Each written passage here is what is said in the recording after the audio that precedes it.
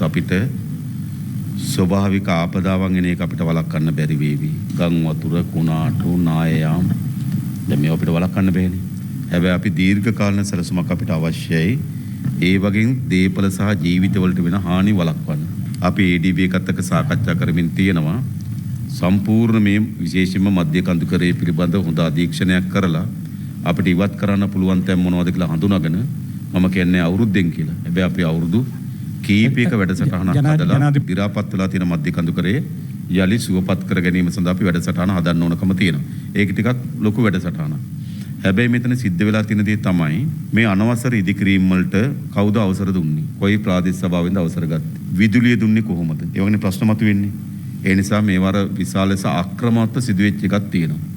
ඒ නිසා මීට පස්සේ විදුලි බල මණ්ඩලයේ කිසිසේත්ම අනවසර ඉදිකිරීමට විදුලිය දීම නතර කරන්න ඕන.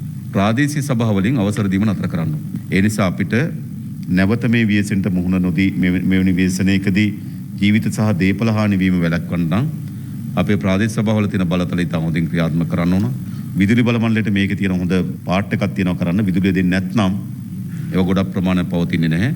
ඒ නිසා අපි ඒ වගේම මධ්‍ය කඳුකරේ අපි සමීක්ෂණයෙන් පසුව ක්‍රමානුකූලව මම හිතන්නේ හඳුනාගත් උපදේශවලට අපි වන්දි දීලා ඒ වගේ ඉඩම් සහ ඒ උපදේශ ආණ්ඩුවට පවර ගන්න අපේ සැලසුමක්